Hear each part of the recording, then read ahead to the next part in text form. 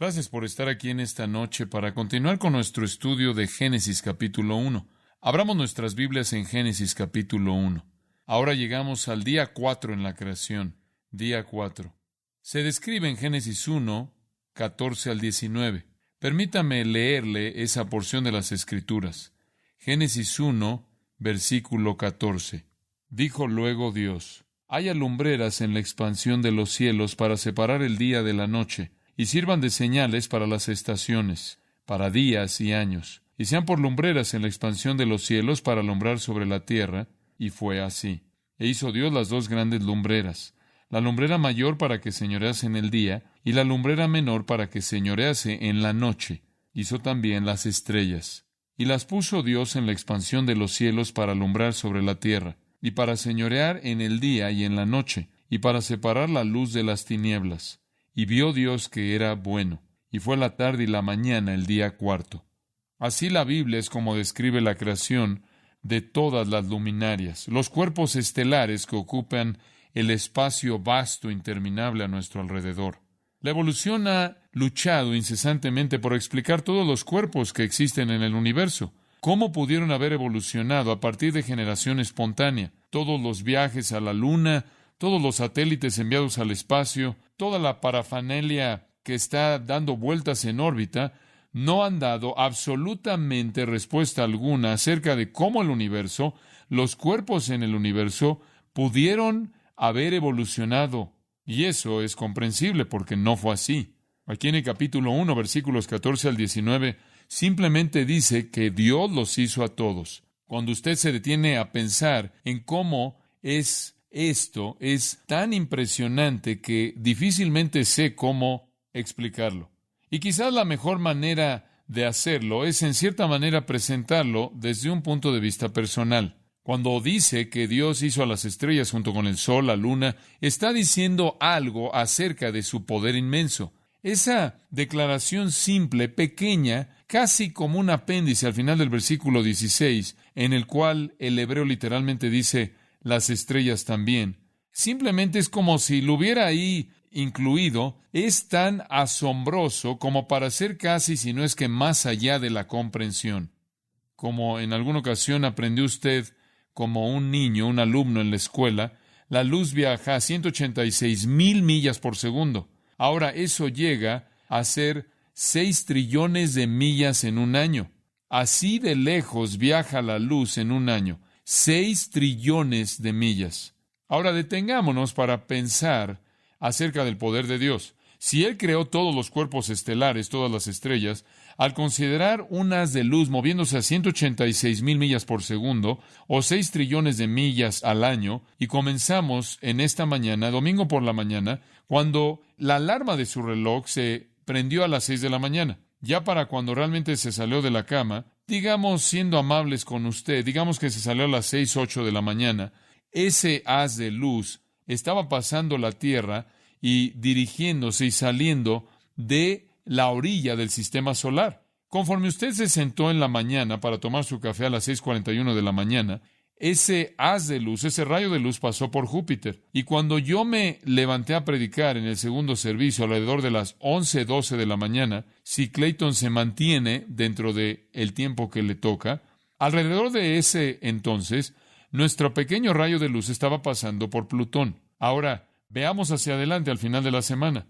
Conforme usted deja el trabajo el viernes por la tarde, ese pequeño rayo de luz habría estado dejando nuestro sistema solar. Ahora, no tiene que pensar acerca de ese pequeño rayo de luz otra vez, hasta que vaya a votar por el presidente en noviembre del año 2003, y después de esperar todo este tiempo, nuestro rayo de luz apenas ha alcanzado la estrella más cercana a nuestro Sol, Próxima Centauri, la cual en esencia es un conflujo de varias estrellas, y avanza hasta el año 2010, y nuestro pequeño rayo de luz apenas ha dejado 20 estrellas atrás de él, y nuestro Sol parece como una estrella más bien blanda, amarilliza, que está desapareciendo en la oscuridad galáctica.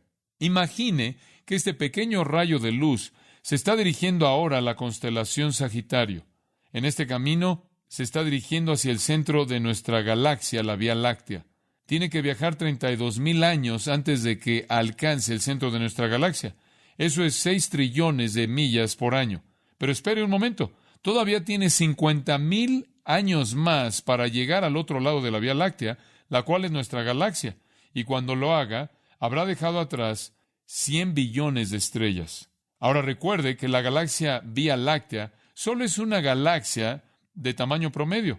Y hasta donde sabemos, hay por lo menos 50 billones de galaxias en el universo conocido. Y gran parte de eso ha sido determinado por el uso de las cámaras telescópicas Hubble. Ahora, nuestro pequeño rayo de luz tiene que viajar otros 80,000 años a 6 trillones de millas por año para alcanzar las nubes magellánicas, la cual es la galaxia más cercana o series de galaxias de nuestra Vía Láctea. Ahora, hemos dejado esta mañana 160,000 años en el futuro y nuestro rayo de luz todavía se está moviendo a la misma velocidad de 186,000 millas por segundo y enfrenta 1.8 millones de años de espacio vacío antes de que alcance el fin de la galaxia Andrómeda, lo cual está lo suficientemente cercana de la Tierra como para verse con el ojo. Ahora, mirando desde ahí hacia atrás a la Vía Láctea, usted vería prácticamente un parche elíptico borroso parecido a cómo vemos nosotros Andrómeda en una tarde de otoño. Ahora, si nuestro pequeño rayo de luz viaja a un par más de millones de años, va a encontrar realmente el espacio abierto. Nuestro pequeño amigo ahora viajará otros 20 billones de años antes de que alcance la orilla del universo conocido que nosotros conocemos, alrededor de unos 20 billones de años de viaje, con alrededor de 50 billones de galaxias atrás de ella, con alrededor de 100 billones de estrellas en esas 50 billones de galaxias. El Salmo 8.3 dice, nuestro pequeño rayo de luz apenas ha visto la obra de los dedos de Dios.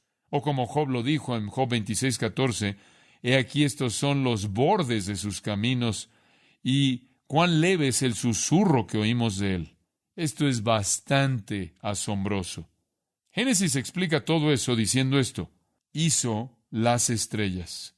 Ahora, si esa es solo la obra de sus dedos, ¿qué puede hacer su brazo? Y con frecuencia se hace la pregunta, ¿cómo puede una luz tan distante alcanzar la Tierra tan rápido en el sexto día de la creación? Si le toma a nuestro pequeño rayo de luz cientos de miles de años salir de aquí, ¿acaso no toma cientos de miles de años para que una luz de esas estrellas lejanas llegue? ¿Acaso no toma cientos de miles de años que la luz nos llegue? Bueno, en primer lugar, puede archivar esto en algún lugar. Dios no solo pudo hacer las estrellas allá afuera, nos hace aquí, sino también puede hacer la luz en medio de estos dos puntos de manera instantánea. También es verdad que la luz ya existía. Fue creada en el día 1 de acuerdo con el versículo 3 de Génesis, y entonces lo único que tenía que hacer era colocarla donde Él quería. Pero realmente me inclino, después de continuar leyendo acerca de este tema, al hecho de que, como lo dijo un científico, que en el tiempo de la creación la velocidad de la luz posiblemente era 10 billones más rápida de lo que es ahora. Algunos científicos han estado trabajando para demostrar eso debido al efecto de la caída, y lo que ha sucedido es que la velocidad de la luz es más lenta ahora de lo que jamás ha sido y se está haciendo más y más lenta. Si usted se remonta, regresando 6 o 7 mil años atrás, sería 10 billones más rápida. Y cuando usted se detiene a pensar en esto, solo hay dos maneras posibles de entender el origen del sistema solar complejo, y ni siquiera voy a meterme a todas las complejidades de esto. Y usted se mete a las estrellas binarias, estrellas que literalmente están girando en órbita una a la otra, sistemas de estrellas que giran en torno a una masa sólida como centro, y cuando usted entra a galaxias masivas, y cuando usted entra a las complejidades de todas estas cosas, es absolutamente asombroso. De hecho, no hay nada acerca de estas estrellas, estas galaxias, no hay nada acerca de ellas que es común a todas ellas. Son como huellas digitales, son como seres humanos. Toda estrella, todo conjunto de estrellas, todo conjunto de estrellas binarias, cada una de estas pequeñas galaxias tiene la huella digital de Dios, y todas son diferentes la una de la otra. George Wald, quien estuvo en Harvard y quien ganó el Premio Nobel de Fisiología y Medicina, reconoció el dilema. Él dijo, y cito George Wald, la perspectiva razonable era creer en generación espontánea. La única alternativa era creer en un acto único, primario, de creación sobrenatural. No hay una tercera posición. Fin de la cita. Él tiene razón. O crees en la generación espontánea de que hubo un momento que no hubo nada de esto y después espontáneamente existió por sí misma, o crees en la creación sobrenatural. Tiene razón. No hay alternativa. Wald, sin ninguna explicación dada, procedió a presentar su perspectiva, y cito, uno tiene que contemplar, dice él, la magnitud de esta tarea para reconocer que la generación espontánea de un organismo vivo es imposible. Sin embargo, aquí estamos como resultado, creo yo, de generación espontánea. Fin de la cita. Él diría que el universo entero, billones de galaxias, es el producto de la generación espontánea y racional, al azar, algo que existió de la nada. La teoría de que el universo entero y todo lo que hay en él es el resultado de algún proceso espontáneo, al azar, que espontáneamente generó células y espontáneamente generó gases, se aliaron a sí mismos de una manera ascendente hasta llegar a la complejidad que va creciendo, se va incrementando a lo largo de billones de años para crear por sí mismo el universo. Y como he estado diciendo a lo largo de este estudio, y como la ciencia debe atestiguar, la evolución no es posible, es imposible. Cualquier tipo de generación espontánea es imposible. Cualquier tipo de complejidad ascendente de la simplicidad es por azar imposible. La evolución nunca ha sido observada. La evolución nunca ha sido probada porque es imposible. Y hay evidencia contundente, conclusiva, imposible de refutar, de una cantidad enorme en todo campo de la ciencia para probar la imposibilidad absoluta y total de la evolución, haciendo toda creencia en la evolución irracional y equivocada. He sido expuesto en este estudio particular a mucho más de lo que les estoy diciendo. Me encuentro a mí mismo leyendo y leyendo y leyendo y leyendo y después simplemente extrayendo pequeños pedazos que les traigo. Pero estoy siendo expuesto a todo campo de la ciencia, lo cual en el pasado no necesariamente lo estuve. Y entre más y más leo, más vasto se convierte la riqueza de información que demuestra, más allá de cualquier argumento, lo imposible que es la evolución. Y es obvio que se necesita una mente sobrenatural y un acto sobrenatural de creación. Por ejemplo, por un momento traigámoslo o expliquémoslo a un nivel más reducido, a un nivel más bajo. Vamos de lo vasto que es este universo inmenso y asombroso a la complejidad más minúscula de la vida, el ácido deoxirribonucleico, el ADN. Este es el material del que hemos estado hablando en el pasado, que lleva el código de la vida para la función de todo organismo, ADN. Ahora, permítame hablarle un poco del ADN. El ADN existe en toda célula. ¿Entendió eso? En toda célula. Ahora, simplemente para llevarlo al punto en el que está usted, simplemente vea su cuerpo. Usted tiene en su cuerpo alrededor de 100 o algo así trillones de células. Cada una de esas células tiene una pequeña tira material física de ADN. Es una copia de información codificada y está enrollada. Está enrollada en toda célula de todo organismo vivo, incluyendo usted. Ahora, usted tiene 46 segmentos en esa tira enrollada. 23 de esos vino de su padre y 23 de esos vinieron de su madre para tener 46. La combinación entonces de su padre y de su madre de ADN le da 23 de cada uno y dio lugar a los 46, formados de manera única para determinar cómo se ve y gran parte de su personalidad y capacidades. Y precisa y explícitamente, esa pequeña tira enredada o enrollada determina exactamente cómo cada célula en su cuerpo debe funcionar a lo largo de su vida entera. Esa pequeña célula opera a partir de esa pequeña tira enrollada y el código en esa tira. Ahora, vamos aquí a desbocarnos. Si los 46 segmentos de su ADN en una de sus células, y cada una de sus células tiene los mismos 46 pequeños componentes de ADN, simplemente vamos a desenrollarlos. Si tomáramos una pequeña célula y tomáramos la tira enrollada de ADN y la estiráramos, sería de 7 pies de largo, realmente de más de 80 metros de longitud. Sería bastante delgada, sería tan delgada, se me dice, que no podríamos verla bajo un microscópico de electrones. Pero si fuera estirada, sería de 7 pies de largo, más de 1,85, más de eso, de largo. Eso está en cada una de sus 100 trillones de células. Sería tan delgado que los detalles no podrían ser vistos. No obstante, escuche esto. Si todo el ADN en su cuerpo, tomémoslo todo y estirémoslo y conectémoslo todo, se estiraría de aquí a la Luna 1,5 millón de veces. Es usted bastante increíble, ¿no es cierto? Si toda esta información densamente codificada fuera colocada en forma de mecanografía, fuera escrita, y simplemente fuera escrita para usted, llenaría el Gran Cañón 50 veces. Así de maravilloso y asombroso fue usted hecho, dice el Salmo 139:14. Entonces, si usted quiere números, le voy a dar números. Puede ir a la complejidad más grande, más vasta del universo, o puede ver la complejidad más pequeña de las células dentro del cuerpo humano, y lo que usted va a ver es la mano de un creador inteligente, poderoso. Ahora, tomemos algo en medio de estos dos puntos. Hemos ido realmente a lo más grande y a lo más pequeño. Tomemos algo no tan grande, no tan pequeño, su cerebro. No voy a entrar en detalles personales de cuál pueda ser el tamaño de su cerebro, pero hablemos de su cerebro. Hay tantas cosas que podría decir acerca del cerebro. El estudio del cerebro verdaderamente es un estudio asombroso, asombroso. Su cerebro tiene alrededor de 100,000 billones de conexiones eléctricas. 100,000 billones de conexiones eléctricas. ¿Escuchó eso? 100,000 billones de ellas.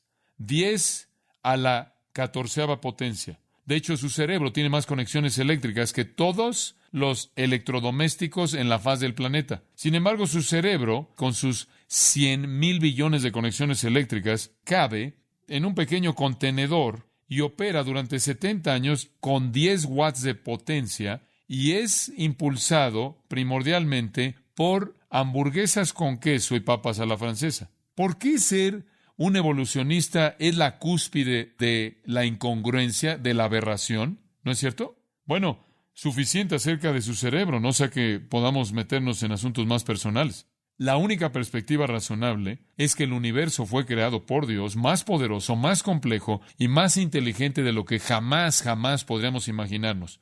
Y ni siquiera tenemos que imaginarnos. No tenemos que preguntarnos cómo lo hizo, porque nos dijo cómo lo hizo. Tenemos el relato.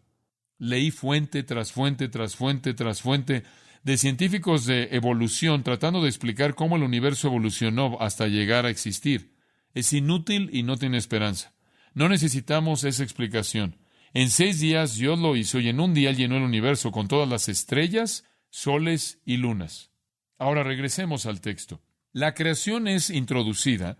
En el versículo 1 es presentada con una declaración panorámica. En el principio creó Dios los cielos y la tierra.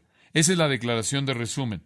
Y como le dije hace semanas atrás, en esa declaración usted tiene todo lo que se conoce categorizado. Herbert Spencer murió en 1903 y él dijo todo lo que se conoce en el universo puede ser resumido en 5 categorías: tiempo, fuerza, acción, espacio y materia. Él fue reconocido como un genio brillante, como un gran científico por haber descubierto las 5 categorías de lo que se puede conocer: tiempo, fuerza, acción, espacio y materia. Todo lo que existe puede encajar en eso. Y ese fue un gran descubrimiento.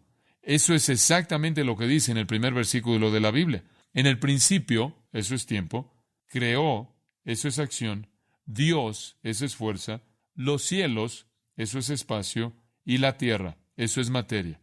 Todo está en ese versículo. Lo que está diciendo en el versículo 1 es simplemente el panorama general. Dios hizo los cielos y la tierra como los conocemos ahora. Después, comenzando en el versículo 2, comienza a describir cómo hizo eso. Él lo hizo en el proceso de 6 días. Ese proceso es descrito a partir del capítulo 1, versículo 2, hasta el capítulo 2, versículo 3. Esa es la sección que estamos estudiando aquí en Génesis. Estas son entonces las generaciones de los cielos y la tierra, la creación de los cielos y la tierra, la historia de los cielos y la tierra siendo creadas.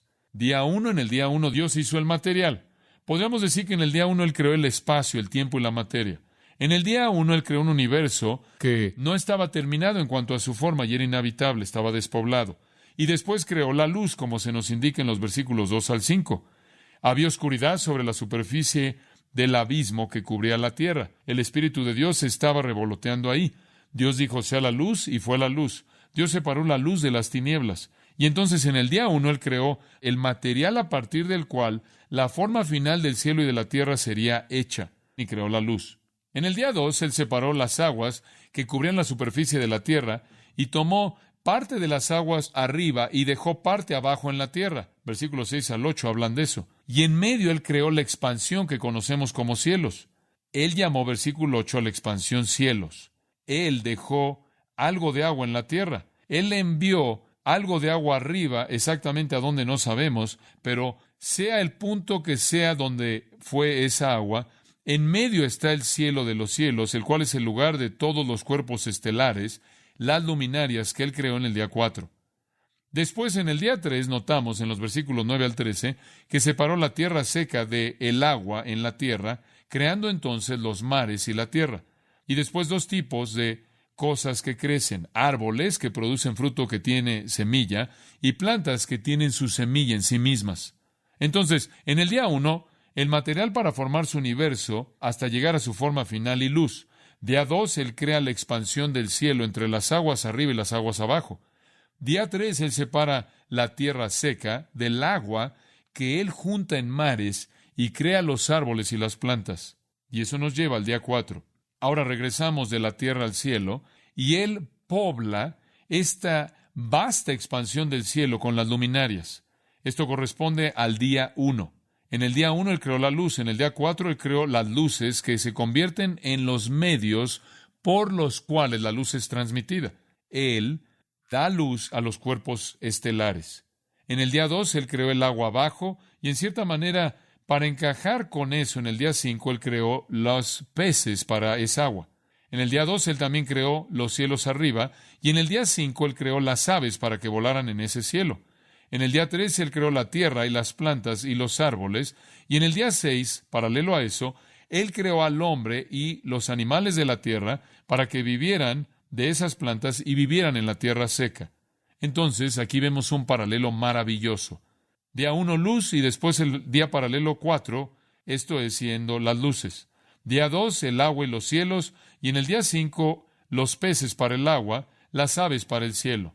Día 3, la tierra seca y las plantas. Y el día 6, paralelo a eso, hombre y los animales. Y entonces hay 6 días de creación que están equilibrados de manera maravillosa. Hay un paralelismo ahí, como lo señalamos. Entonces llegamos al día 4. En el día 4, como el versículo 14 dice, Dios creó las lumbreras. Regrese al versículo 3 y lea ahí, dijo Dios, sea la luz, y fue la luz. Ahora vea el versículo 14. Dijo luego Dios, haya lumbreras en la expansión de los cielos. Ahora quiero recordarle una vez más de algo que es tan importante estar recordando. Todo este flujo de creación es presentado o introducido con esta pequeña frase, dijo Dios. Versículo 3, versículo 6, versículo 11, versículo 14, versículo 20, versículo 24, versículo 26 y versículo 29, siempre el modo de la creación, siempre el medio de la creación, dijo luego Dios. Esto indica que no hay proceso, no hay tiempo, el tiempo no añade nada a esto. Millones de años, billones de años, miles de años no añade nada a esto. Este no es algún proceso que Dios inició.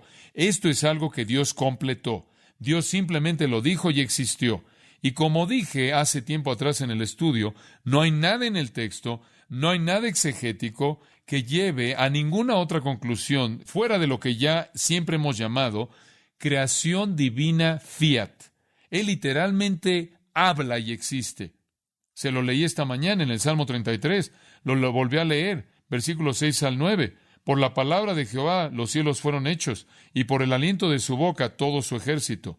Esto es todas las estrellas, lunas, soles, cometas y todo lo demás que está ahí. Todo fue hecho porque Dios habló y existió. Versículo 9. Él habló y existió. Él mandó y existió. En otras palabras, no cambió, no se alteró, no se desarrolló, no se desvaneció. Él lo habló y existió. Y esa es la manera en la que se quedó, exactamente la manera en la que Él habló para que existiera. La luna, el sol, las estrellas, las galaxias, los billones de galaxias, todo lo que hay en el espacio, todo el material que está ahí, todos los gases que están ahí, todos los componentes, todos los átomos que están ahí, todo lo que está ahí exactamente de la misma manera en la que fue cuando Dios lo hizo. Y la complejidad de ello literalmente me asombra. Usted levanta la vista y piensa que las estrellas están en el mismo lugar todo el tiempo. No lo están. Están moviéndose relativamente lento desde el punto de vista de la Tierra, que parecen estar en el mismo lugar todo el tiempo. De hecho, podemos rastrear nuestros cursos por ellas a dónde vamos, porque no parecen estarse moviendo. Pero el hecho es que se están moviendo. Nuestro propio Sol está llevando nuestro sistema solar entero y arrastrándolo de un fin del universo al otro en una órbita que es inmensa. De hecho, la galaxia, que es la Vía Láctea entera, está en una órbita que los científicos calculan que toma 225 millones de años para completar. Y todo lo demás está en órbitas correspondientes. Todo esto es increíble y eso está haciendo exactamente lo que Dios diseñó que hiciera y lo creó para que lo hiciera así con una simple palabra. Dijo luego Dios, haya, y fue. Eso es todo. Hayan lumbreras, versículo 14, hayan lumbreras, con frecuencia llamadas luminarias. Y las luces eran para dividir. De regreso en el versículo 4, la luz era para dividir. Dios separó la luz de la oscuridad, de las tinieblas. Dios llamó a la luz día, a las tinieblas llamó noche. Y hubo la tarde y la mañana un día. Entonces, desde el principio, cuando Él creó la luz, antes de que hubiera una luna, antes de que hubieran estrellas, antes de que hubiera sol, hubo luz. No estaba relacionada a ninguno de estos cuerpos celestes, pero había luz. Dios creó la luz. La luz no es creada por las estrellas. La luz no es creada por el sol. La luz es simplemente creada por Dios y es dada a esas luminarias, esas lumbreras. Dios dijo, haya lumbreras. Y luces, luminarias, cuerpos celestes brillando, debían dividir, dice el versículo 18, para separar la luz de las tinieblas. Simplemente el mismo propósito de la creación original de la luz que tenía Dios en mente. Y entonces tenemos la creación de la luz en el versículo 1, que identifica el día y la noche, y la tarde y la mañana, el primer día solar de 24 horas, y ahora esa misma luz para ese mismo propósito que se le da a estos cuerpos celestes, el sol, la luna y las estrellas, que son identificados ahí en el versículo 16. Ahora observe de nuevo en el versículo 14. Haya lumbreras en la expansión de los cielos. Entonces sabemos que cuando Dios creó las luces, iban a ser colocadas en esta expansión que está entre las aguas abajo y las aguas arriba, fuera cual fuera el lugar donde estaban esas aguas. El cielo de los cielos está entre ellas. Ahora, la creación de la luz en el día 4 produce un punto importante porque la luz ya está brillando. Y ya me he referido a esto un par de veces, pero quiero asegurarme de que le quede claro.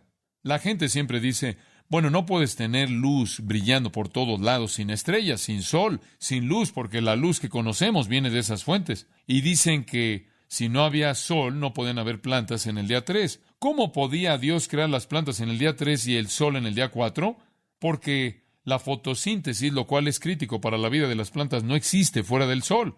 Y entonces esto no tiene sentido. Y los críticos menosprecian el texto de las Escrituras en base a esto. Pero esto realmente es tonto, esto es trivial. Ya había luz en el día 1, y donde hay luz hay calor, y donde hay calor y luz hay fotosíntesis. Las condiciones que son el requisito para que la vida de las plantas sobreviva en el día 3 ya estaban en existencia, porque la luz ya estaba ahí haciendo lo que la luz siempre hace. Simplemente no venía de manera específica de estos cuerpos estelares. Es evidente para todos nosotros, y debe ser evidente, que las estrellas y el sol no son los creadores de la luz. Dios es el creador de la luz. Él simplemente decidió usarlos como portadores de la luz que ya estaba ahí antes de ellos y sin ellos. Entonces Dios tomó la luz que ya había creado y prácticamente hizo que las lumbreras la produjeran o la dieran que Él hizo en el día 4.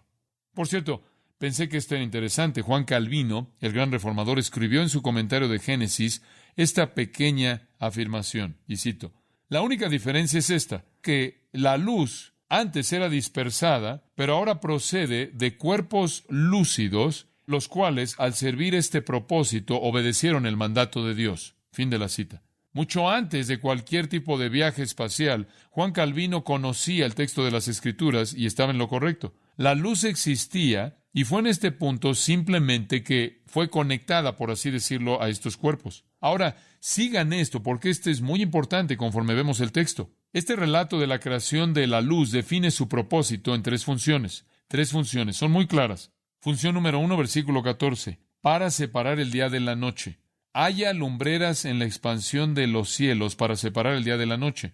Y cada una de estas tres funciones es introducida por la frase haya, no sean. La primera función, separar el día de la noche. Entonces podemos decir, si estás aquí siguiendo o escribiendo un pequeño bosquejo, la primera función de estas era separar. Separar. Ahora, para separar algo de otra cosa, para marcar una distinción entre dos cosas, esas dos cosas ya deben estar existiendo. La oscuridad ya existía, sabemos eso a partir del versículo 1 allá atrás.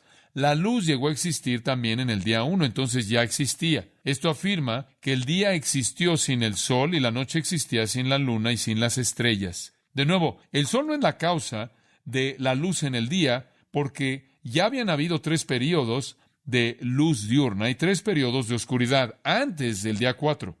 Dios creó estos portadores de luz y les dio la tarea de separar. Y ahora, desde nuestro punto de vista, es el sol lo que nos trae la luz en el día, es el sol que nos trae la luz en la noche junto con las estrellas.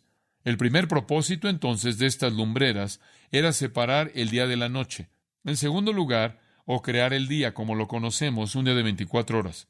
Lo segundo era para dominar. Primero separar, en segundo lugar para dominar. Siga el texto.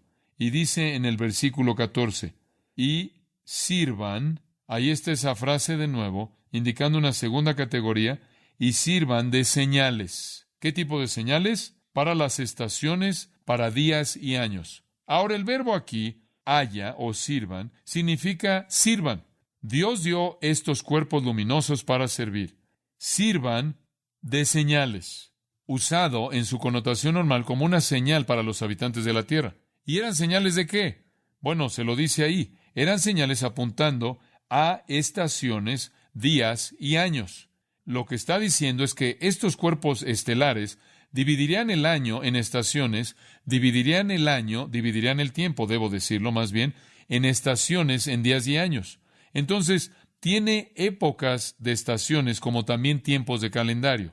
Y eso es verdad, es verdad. Es la luna, como usted bien sabe, lo que determina los meses. Y en el curso del movimiento de la luna, aunque es una órbita quizás algo rara, también genera las estaciones. El Sol hace lo mismo, porque la Tierra está inclinada sobre su eje y causa que el Sol esté en distancias variantes de su superficie en diferentes puntos en el globo en diferentes tiempos del año, lo cual produce las estaciones, las cuales son críticas para prácticamente la rejuvenación de la vida y el crecimiento de los cultivos y el florecimiento de la tierra y la bendición de la humanidad. Dios diseñó al sol y la luna para funcionar en la determinación de las estaciones.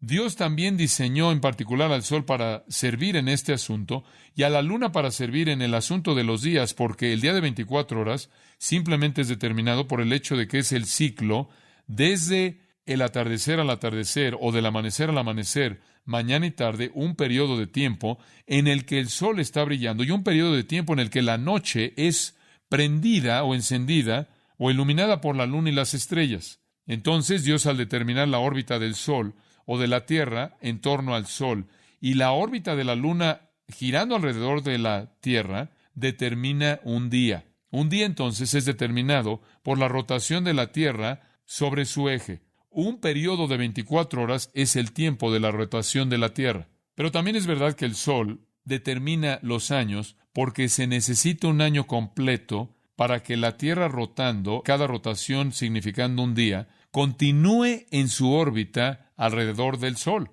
Ese es un periodo de 365 días.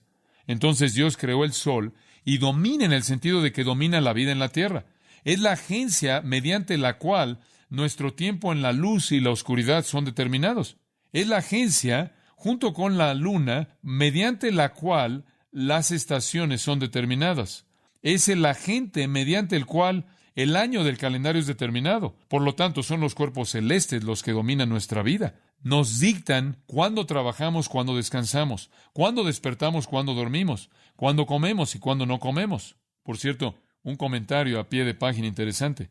Es la rotación de la Tierra sobre su eje que determina un día de 24 horas. Es la rotación de la Tierra, o más bien de la órbita de la Luna alrededor de la Tierra que determina el mes. Y es la rotación de la Tierra alrededor del Sol que determina el año. ¿Alguna vez se ha preguntado lo que determina una semana? No hay nada en los cuerpos celestes que determine una semana. Sin embargo, de manera universal, sobre la faz de la Tierra, la humanidad vive por semanas. ¿De dónde cree que obtuvieron eso? De Génesis capítulo 1. Ese fue el periodo de tiempo en el cual Dios creó el universo. Entonces, días y años, respectivamente, son las medidas más cortas y más largas de tiempo, fijadas de manera definida por el movimiento del Sol, y también involucra a la Luna en sus movimientos mensuales. Y, claro, dentro del marco de estos días y años, la Luna y el Sol también afectan las estaciones. Entonces, en primer lugar, estos cuerpos luminosos fueron dados para separar y, en segundo lugar, para dominar. Literalmente dominan nuestras vidas. Ahora, algunos han sugerido que cuando dice señales aquí, él pudo haberse referido a algo más. Bueno, me da gusto que sugirió eso. Simplemente no dice eso en la Biblia, y más bien yo prefiero apegarme a lo que Dios escribió aquí. La gente dice, bueno, tú sabes, esto podrá referirse a la tierra, a la navegación terrestre o marítima por las estrellas. Bueno, podría ser. Usted sabe, en cierta manera alineamos instrumentos con la estrella del norte y demás, y algunos inclusive han sugerido que esto podría ser una referencia velada a la estrella de Belén, la cual fue una señal para los hombres sabios de Mateo 2. Algunos realmente se exceden y ven en las estrellas algún tipo de señal astrológica.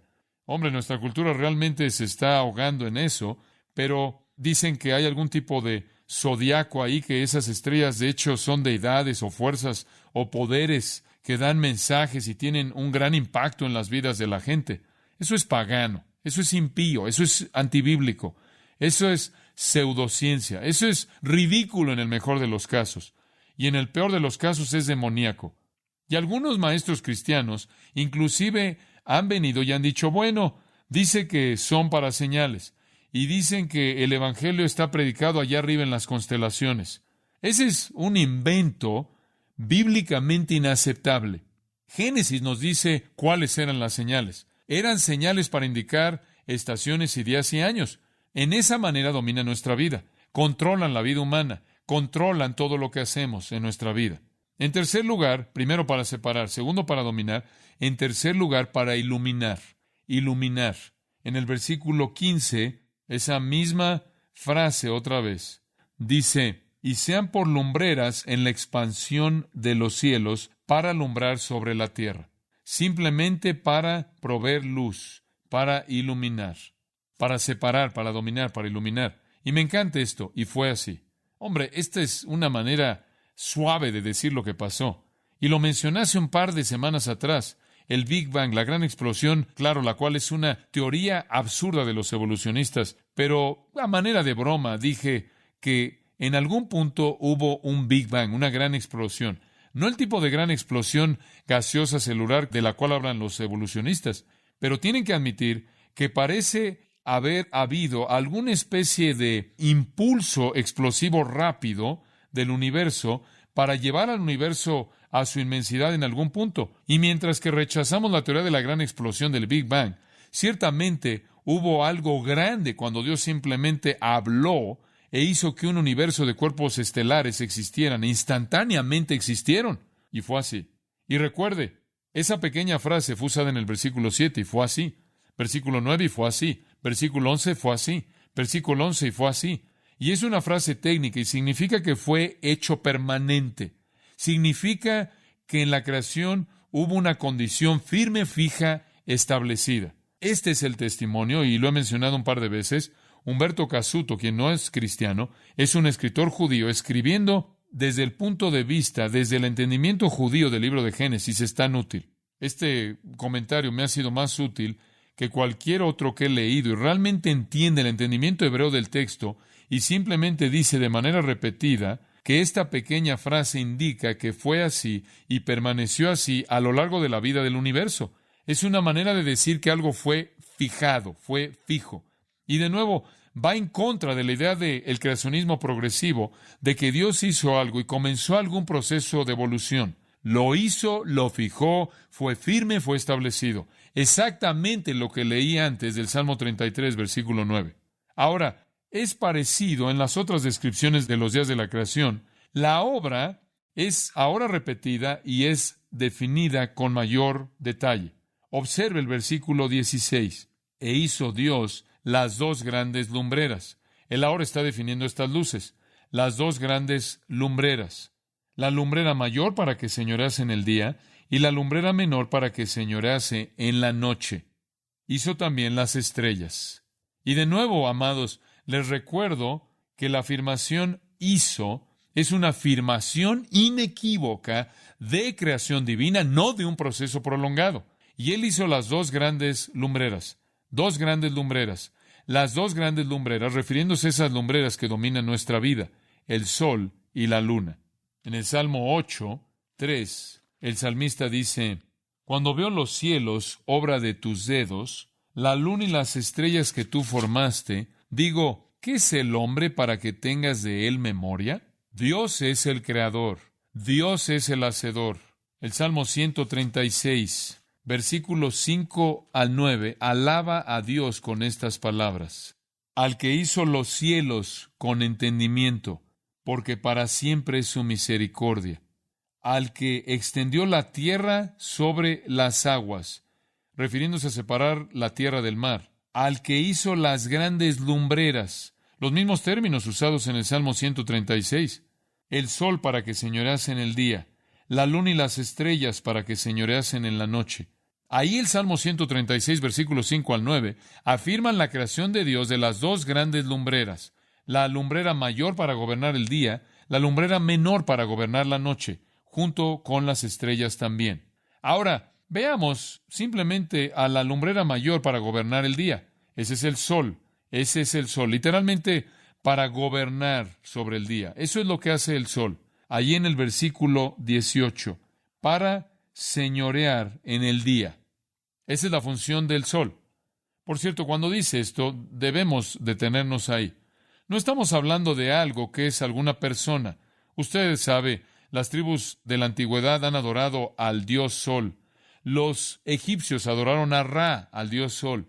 Adoraron al dios y a la diosa de la luna. Las ideas idólatras, aberrantes paganas, que de alguna manera el sol, la luna y las estrellas son gobernantes literales, que son deidades que gobiernan la vida del hombre. Eso no es lo que está diciendo aquí. Los relatos antiguos babilónicos de hacer al sol y a la luna y las estrellas dioses, capacitándolos con personalidad, intelecto y voluntad.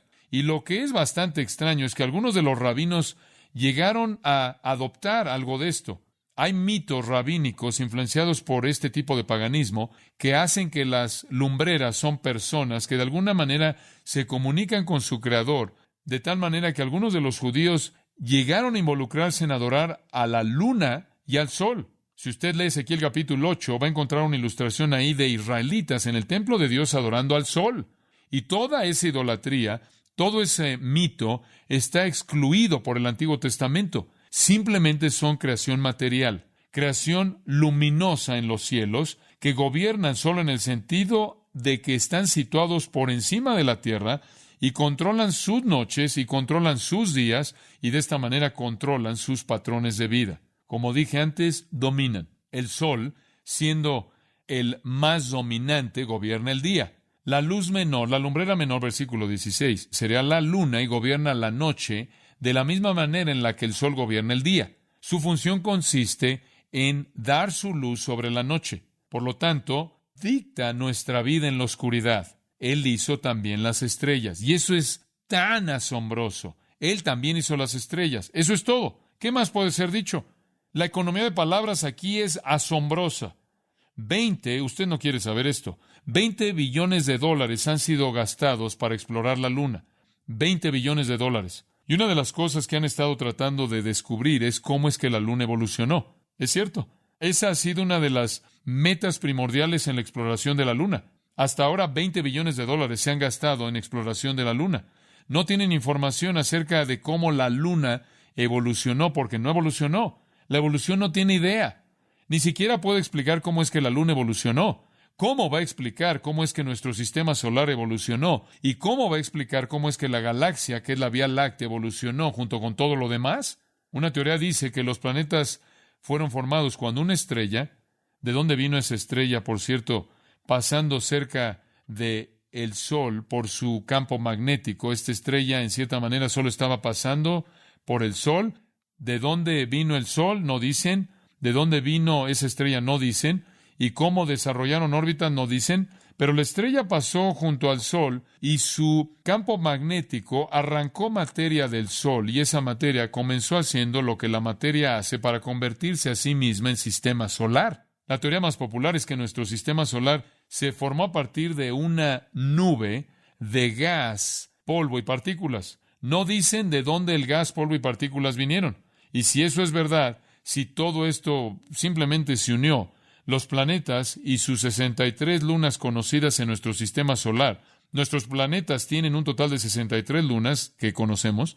Entonces los planetas en nuestro sistema solar y las 63 lunas debieron haber evolucionado del mismo material. Entonces podríamos suponer que todos tendrían material y semejanzas en común, ¿no es cierto? Si todos vienen de lo mismo. Pero no es así. Muestran la huella digital de un creador. Debido a que, escuche esto, alrededor del 98% del Sol es hidrógeno o helio. Si de hecho nuestro sistema solar fue creado de alguna manera por materia que se arrancó del Sol, Tierra, Marte, Venus y Mercurio deberían tener una composición semejante. Pero en lugar de esto, el 98% del Sol es hidrógeno y helio, pero menos de 1% de estos planetas es hidrógeno y helio. No hay procesos naturales que pudieran formar estrellas que quemaran combustible cientos de miles de veces con mayor rapidez que nuestro Sol lo quema. No hay explicación alguna para explicar cómo galaxias enteras pudieran existir con sus billones de veces por billones de veces de estrellas. Y esa es la razón por la que es tan contundente ver en el versículo 19 que Dios lo hizo. Él lo hizo todo a su manera, imposible de imitar, fresca, sabia. C.S. Lewis tomó la discusión del sistema solar, la evolución, a su fin lógico. Y cito aquí a C.S. Lewis. Si el sistema solar fue originado por una colisión accidental, entonces la apariencia de vida orgánica en este planeta fue también un accidente, y la evolución entera del hombre fue también un accidente. Si fue así, entonces todos nuestros pensamientos actuales son accidentes. El resultado accidental del movimiento de átomos, esto entonces explica los pensamientos de los materialistas y los astrónomos, como también del resto de la gente. Pero si sus pensamientos son meros accidentes, ¿por qué debemos creer alguno de ellos? No veo razón alguna, dice C.S. Lewis, para creer que un accidente puede darme el relato correcto de todos los otros accidentes. Fin de la cita.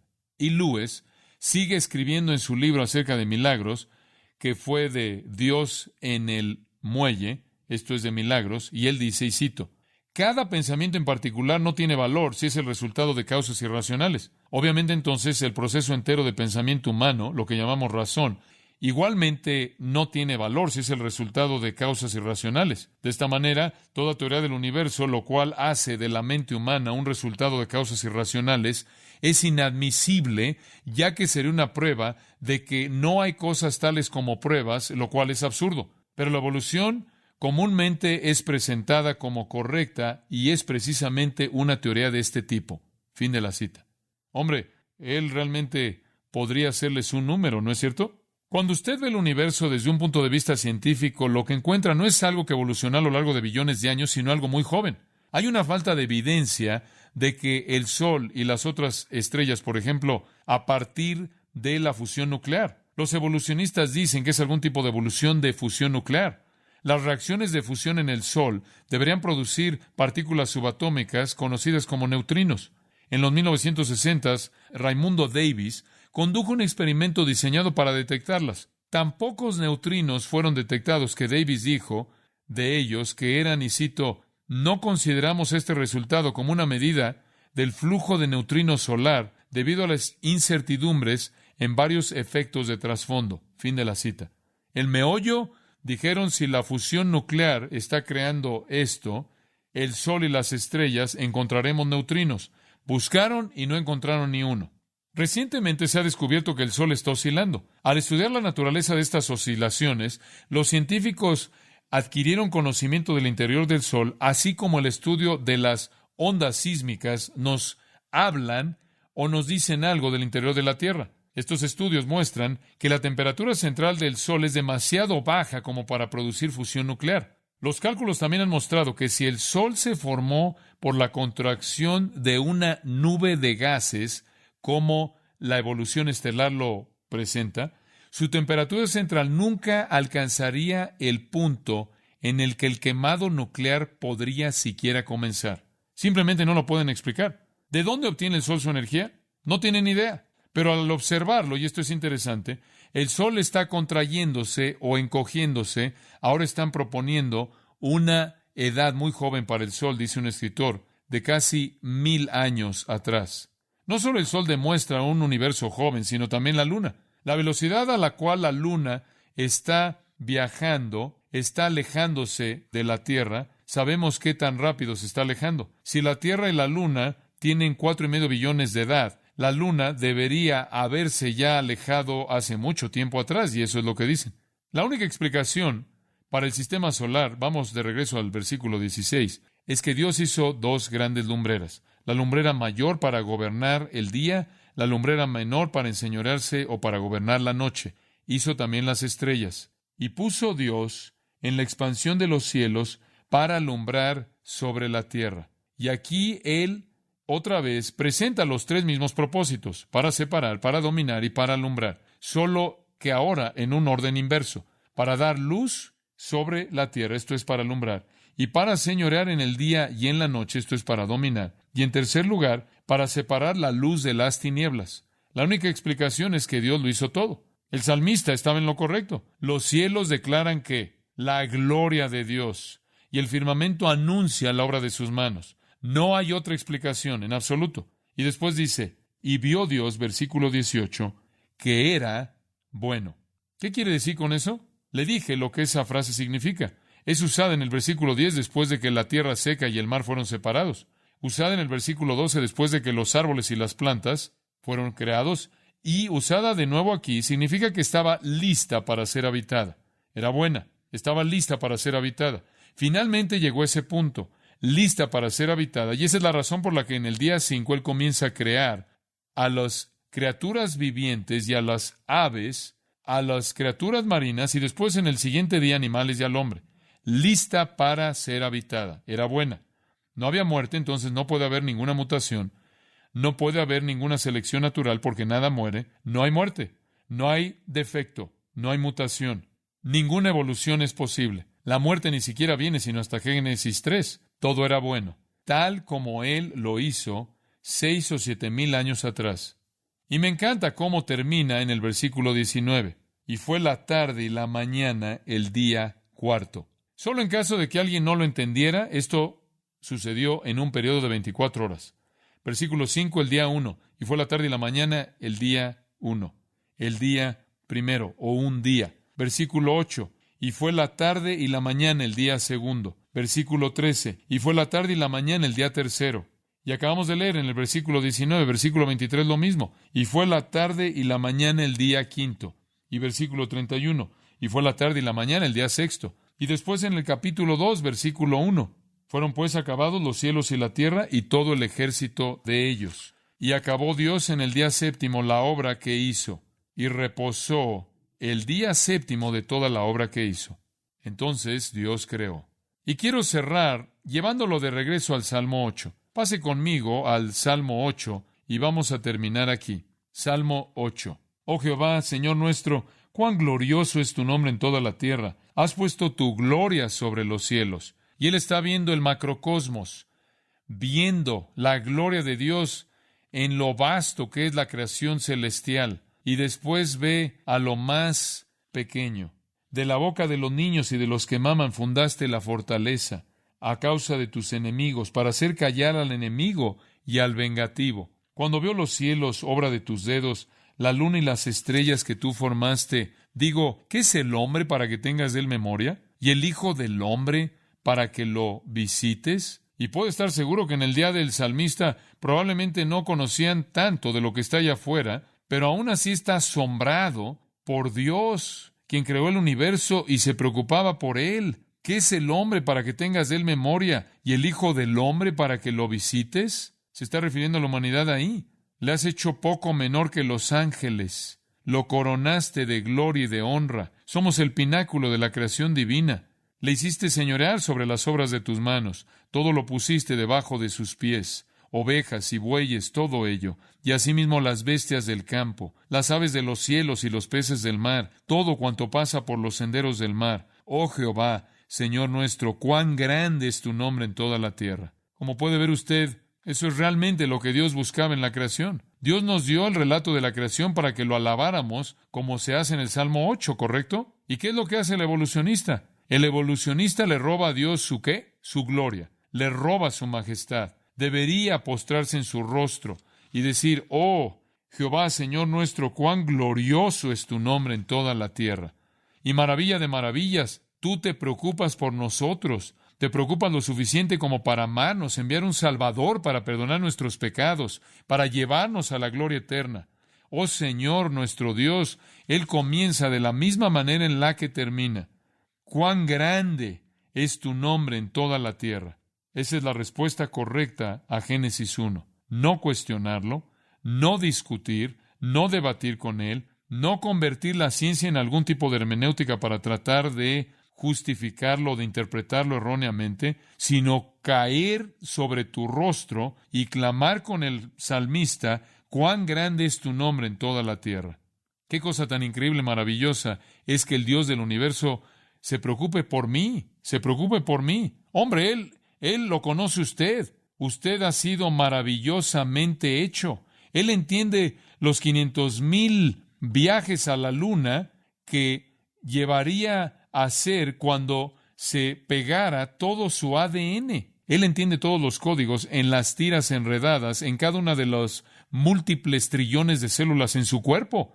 Él entiende todo acerca de usted, y hay tanta gloria en la inmensidad y complejidad en la creación de su cuerpo como la hay en la complejidad y la creación del universo. A donde quiera que usted vea, ve su majestad en despliegue. Cualquier cosa menos que una vida de adoración es una afrenta a Dios, digna de ser castigada por una eternidad en el infierno, ¿no es cierto? Padre, te damos gracias por la claridad de este relato y el poder de él, su sabiduría. Simplemente estamos abrumados de nuevo conforme vemos la creación y vemos lo que tu mano ha hecho. Y no solo estamos asombrados por tu poder creador, sea que veamos la parte más insignificante de organismos vivos o la inmensidad del espacio interminable, sino que estamos abrumados porque te preocupas por nosotros y por nuestra eternidad cuando te hemos odiado y nos hemos rebelado y hemos pecado y te hemos desobedecido. Sin embargo, nos amas y nos perdonas, y envías a tu Hijo para morir por nosotros. Te bendecimos, te alabamos. Realmente decimos con el salmista, oh Jehová, Señor nuestro, cuán glorioso es tu nombre en toda la tierra. Te damos gracias porque tú nos creaste a tu propia imagen y nos creaste para tener comunión eterna contigo y hacer eso posible a través de Jesucristo, a quien pertenece la alabanza y la gloria en cuyo nombre oramos. Y todos dijeron, amén.